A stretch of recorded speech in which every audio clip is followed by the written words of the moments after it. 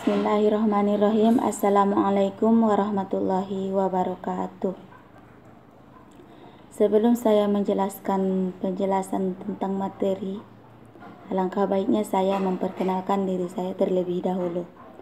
Nama saya Nur Azijah Harahap, biasa dipanggil Azijah, Prodi Sejarah Peradaban Islam, Fakultas Adab dan Humaniora. Di sini saya ingin membahas 2 poin tentang kewirausahaan. Yang pertama, hakikat usaha dan perusahaan. Yang kedua, dinamika dalam usaha. Yang pertama, hakikat usaha dan perusahaan. Usaha untuk memenuhi kebutuhan manusia, produk atau jasa yang bermanfaat bagi masyarakat. Businessman, seorang pengusaha, akan selalu melihat adanya kebutuhan masyarakat dan kemudian mencoba untuk melayani secara baik sehingga masyarakat menjadi puas dan senang. Dari kepuasan masyarakat itulah si pebisnis akan mendapatkan keuntungan dan pengembangan usahanya.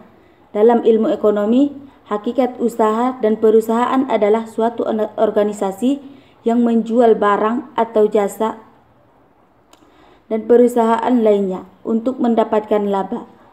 Kemudian, karakteristik profesi, hakikat dan usaha. Secara umum, ada beberapa ciri atau sifat yang selalu melekat pada profesi. Yang pertama, adanya pengetahuan khusus yang biasanya keahlian dan keterampilan ini dimiliki berkat pendidikan, pelatihan, dan pengalaman dan etik profesi. Yang kedua, adanya kaidah dan standar moral yang sangat tinggi. Hal ini biasanya dapat atau setiap pelaku profesi mendasarkan kegiatannya pada kode etik profesi. Yang ketiga, mengabdi pada kepentingan masyarakat. Artinya, setiap pelaksanaan profesi harus meletakkan kepentingan pribadi di bawah kepentingan masyarakat. Yang keempat, ada izin khusus untuk menjalankan suatu profesi. Yang kelima, kaum profesional biasanya menjadi anggota dari suatu profesi. Yang kemudian, pengesaran paradigma dan pendekatan stakeholder ke stockholder. Yang kemudian, tanggung jawab hakikat dan perusahaan. Tanggung jawab perusahaan dalam berinteraksi yang didasarkan pada etika. Terdapat 3 pendapat dalam pembentukan tanggung jawab tersebut. Yang pertama, pendidikan moral. Yang kedua, pendekatan kepentingan bersama. Dan yang ketiga, kebijakan bermanfaat.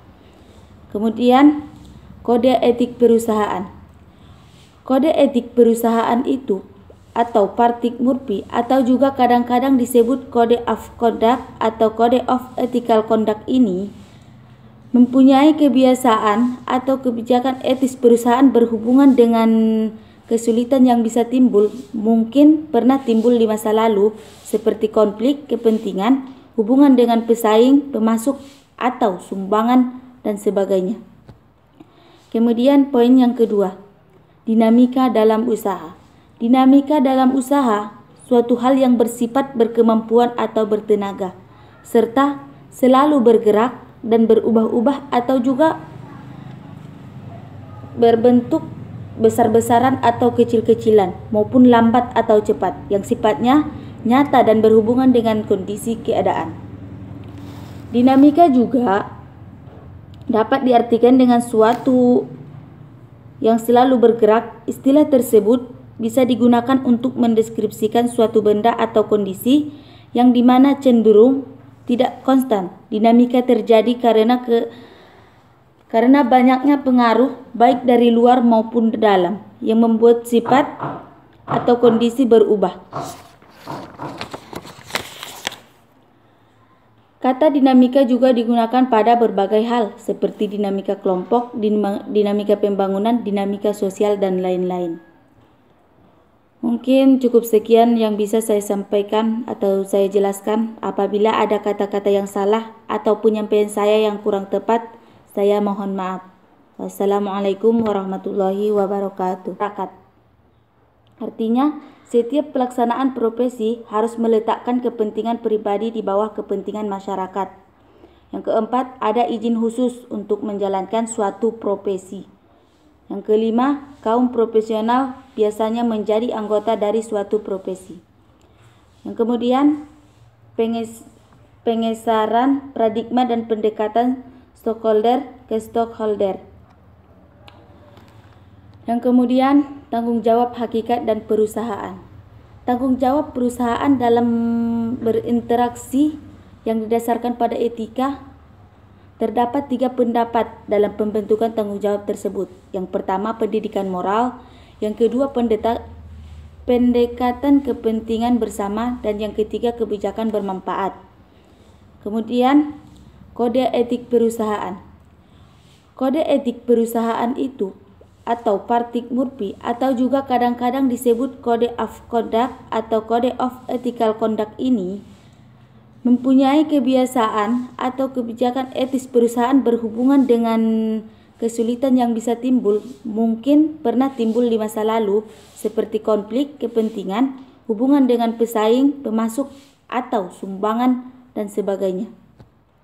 Kemudian poin yang kedua, dinamika dalam usaha. Dinamika dalam usaha, suatu hal yang bersifat berkemampuan atau bertenaga, serta selalu bergerak dan berubah-ubah atau juga berbentuk besar-besaran atau kecil-kecilan maupun lambat atau cepat yang sifatnya nyata dan berhubungan dengan kondisi keadaan. Dinamika juga dapat diartikan dengan suatu yang selalu bergerak. Istilah tersebut bisa digunakan untuk mendeskripsikan suatu benda atau kondisi yang dimana cenderung tidak konstan. Dinamika terjadi karena yang selalu bergerak. Istilah tersebut bisa digunakan untuk mendeskripsikan suatu benda atau kondisi yang dimana cenderung tidak konstan. Dinamika terjadi karena banyaknya pengaruh baik dari luar maupun dalam yang membuat sifat atau kondisi berubah. Kata dinamika juga digunakan pada berbagai hal seperti dinamika kelompok, dinamika pembangunan, dinamika sosial, dan lain-lain. Mungkin cukup sekian yang bisa saya sampaikan atau saya jelaskan. Apabila ada kata-kata yang salah atau penyampaian saya yang kurang tepat, saya mohon maaf. Wassalamualaikum warahmatullahi wabarakatuh.